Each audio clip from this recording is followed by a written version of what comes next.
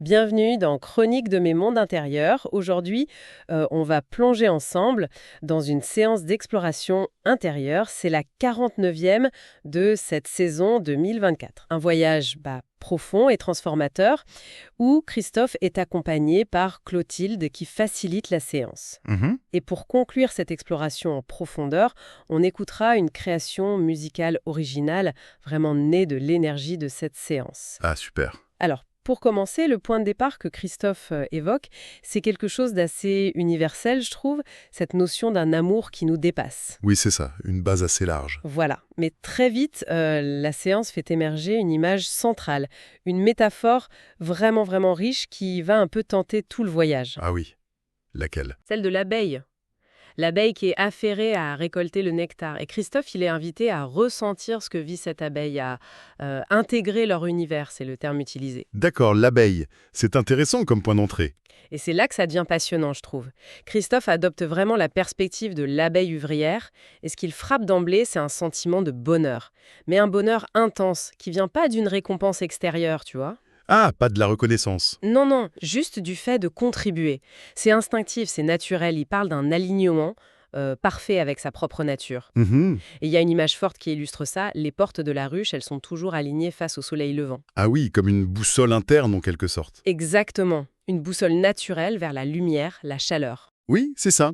Et cette perspective de l'abeille, ça met vraiment en lumière une forme de joie très, comment dire, fonctionnelle presque. Fonctionnel, oui c'est ça. Elle agit pas par calcul, mais elle est guidée de l'intérieur. Les signaux sont clairs pour elle, hein.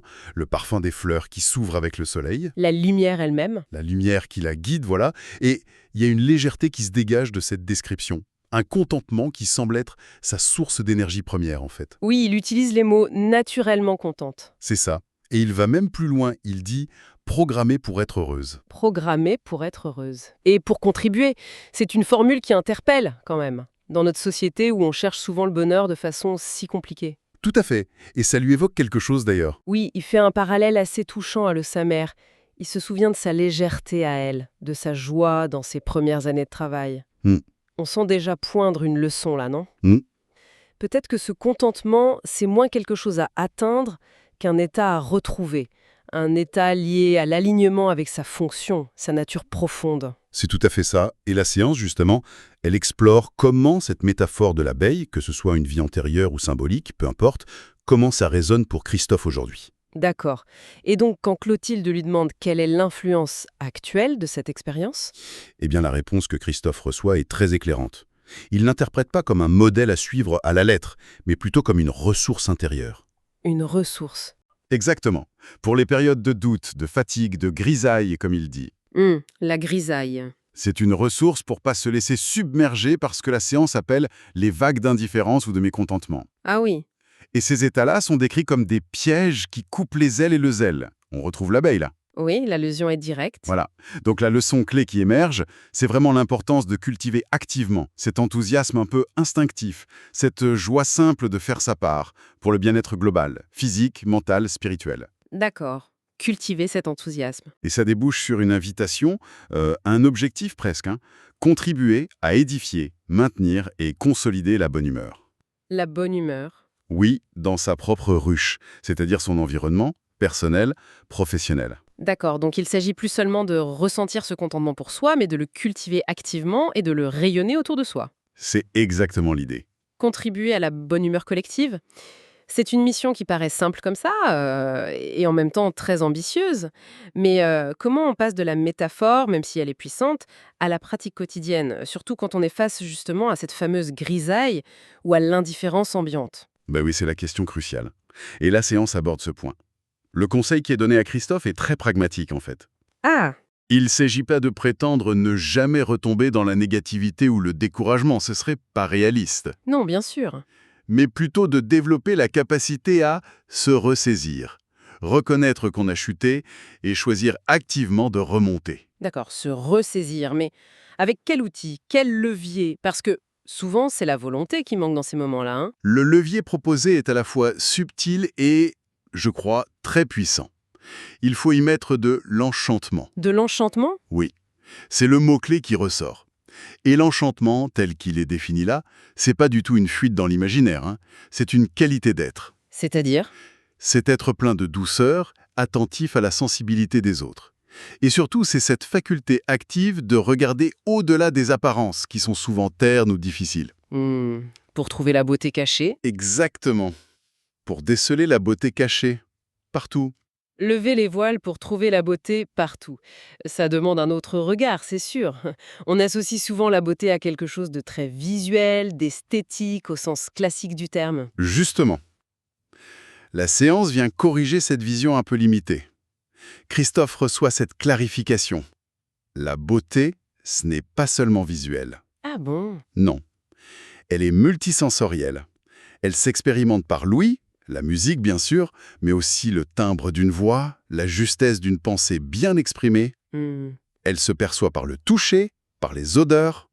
C'est une immersion complète des sens dans l'expérience du réel en fait. D'accord, je vois. Et là, on fait le lien avec l'enchantement. Percevoir cette beauté multifacette, c'est ça qui réveille l'élan du cœur. L'élan du cœur. Oui, ça donne envie de chanter, Mhm. métaphoriquement. Ou pas d'ailleurs. Ah oui. Donc l'invitation est claire, déployer tous ses sens.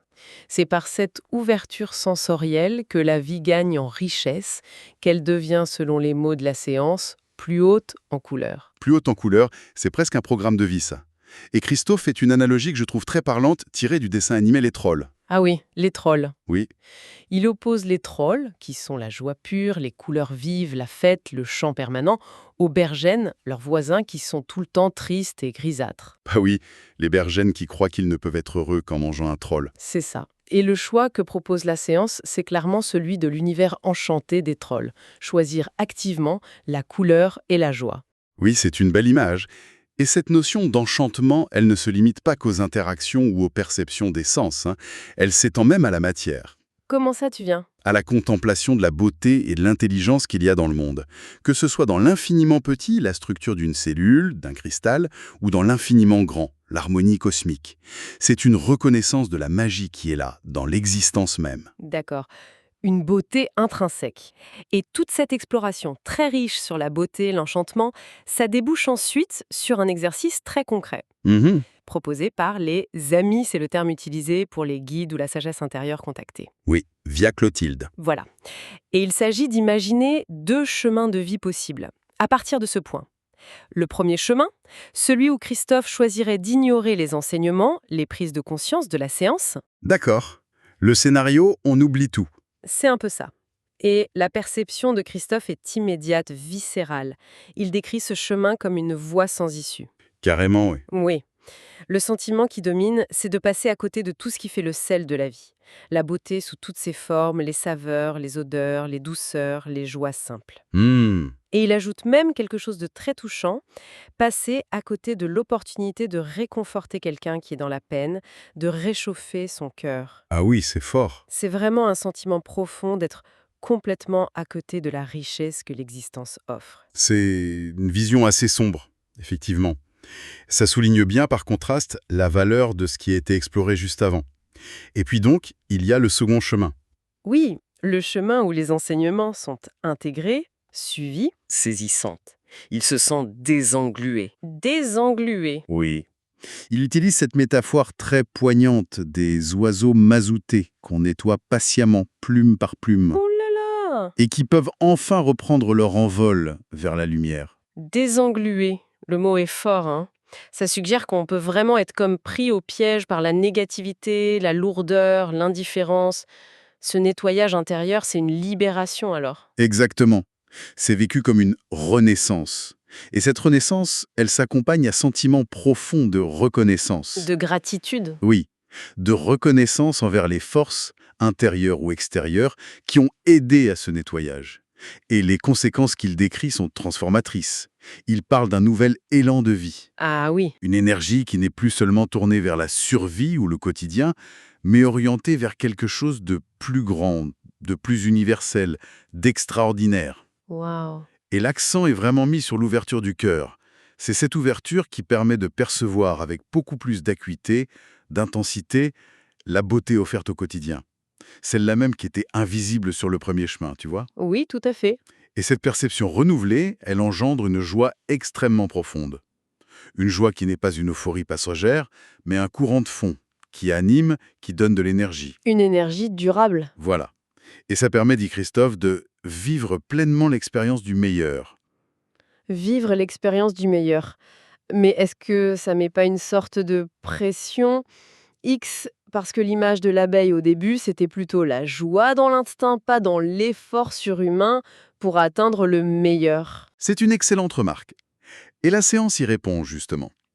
Il n'est pas question d'abandonner ce côté instinctif de l'abeille. Ah, d'accord. Au contraire, il est réaffirmé comme essentiel, comme étant l'essence du ciel.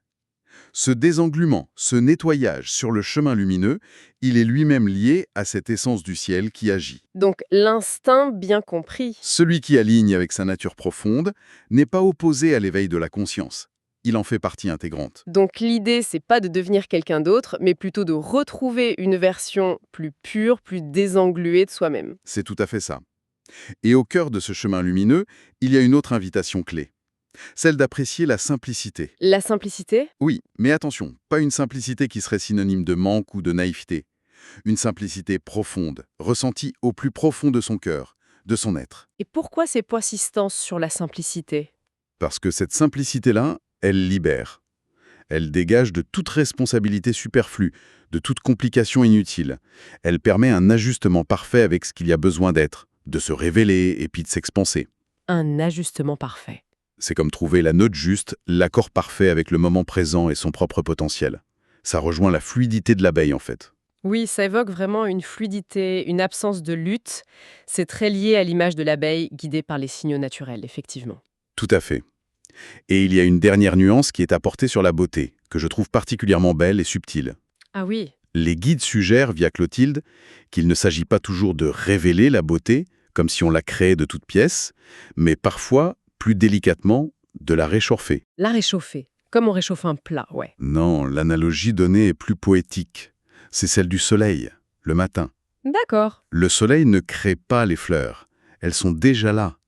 Mais sa chaleur douce permet à celles qui sont encore fermées par la fraîcheur de la nuit de s'ouvrir, de s'éclore, de révéler leurs couleurs. Ah, je vois. C'est beau. Donc, réchauffer la beauté, c'est créer les conditions pour qu'elle puisse s'épanouir là où elle est déjà présente, mais peut-être en dormance, ou contractée par le froid de l'indifférence, de la peur. C'est une approche très douce, en fait. Si on applique ça aux relations humaines, par exemple, ça voudrait dire qu'au lieu d'essayer de changer quelqu'un pour y voir du beau, on peut simplement offrir une présence chaleureuse. Qui permet à sa beauté intrinsèque de s'ouvrir d'elle-même. C'est exactement l'application qui est suggérée. Hmm. Réchauffer la beauté autour de soi ou en soi, ça permet l'ouverture des cœurs, le sien et celui des autres. C'est une action pleine de respect et de confiance dans le potentiel de chacun, de chaque situation. C'est une belle perspective. Oui.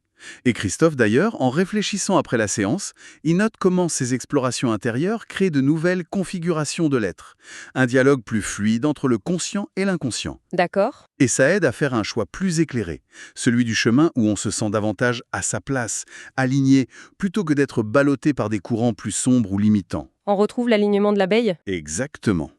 Et il évoque aussi cette idée intéressante de la réception mutuelle lors des séances partagées. Ce n'est pas seulement la personne accompagnée qui reçoit, mais l'accompagnant aussi. Il y a une co-création, un apprentissage partagé qui enrichit les deux. C'est une belle vision de la valeur de ces explorations conjointes. C'est vrai, une exploration vraiment riche en images, en enseignements subtils. Merci beaucoup pour cet éclairage. Avec plaisir. Et maintenant, comme promis, on passe à la composition musicale, tout droit inspirée par l'énergie et les thèmes de cette séance. Si tu as aimé cet épisode, clique sur le pouce levé, laisse un commentaire pour partager ton ressenti et pense à t'abonner pour ne rien manquer des prochains voyages dans Chroniques de mes mondes intérieurs. Si tu as été touché par ce que tu as entendu, partage cet épisode autour de toi. Parfois, une perspective partagée peut éclairer un chemin. Oui, ça peut aider. Et si tu sens en toi l'appel d'un saut intérieur, d'une reconnexion profonde à toi-même, je t'invite à me contacter. Ensemble, nous pouvons explorer ces mondes intérieurs, pas pour fuir la réalité, mais pour en vivre une plus vaste, plus en accord avec soi. Une belle invitation. À très bientôt pour un prochain voyage intérieur.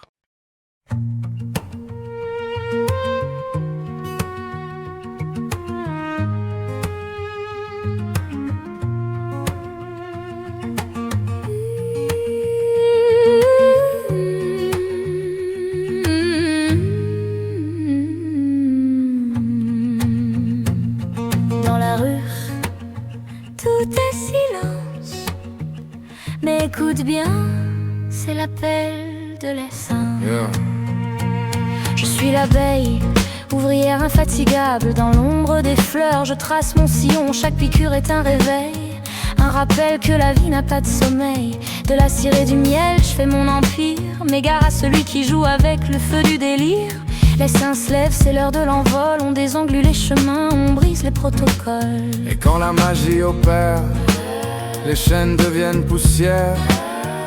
C'est l'enchantement, c'est l'alchimie, la joie qui danse en symphonie. Oh, oh, oh, oh, c'est l'essaim magique, on réveille la beauté, on allume la musique. Oh, oh, oh, oh, plus rien ne nous arrête, l'abeille a parlé, c'est l'heure de la fête. Oh, oh, oh, c'est l'essaim magique, on réveille la beauté, on allume la musique. Oh, oh, oh, oh, plus rien ne nous arrête, l'abeille a parlé, c'est l'heure de la fête. J'ai vu les ombres s'accrocher au mur. Oh, mais l'enchantement brise les futurs. Un sortilège, non, juste la vérité. Que la joie est une arme, une liberté.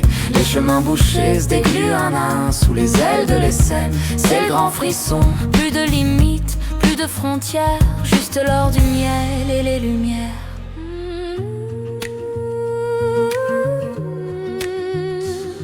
Écoute, c'est le chant des possibles, l'appel de l'invisible. Alors réveille-toi, c'est ton tour, l'abeille t'attend. Au détour, la beauté n'est pas un mirage, c'est l'étincelle qui brille en ton langage. Laisse-toi porter par l'essaim dans ce voyage. T'es pas seul, t'es serein, la joie est là sous tes paupières. Ouvre les yeux, c'est l'ère première.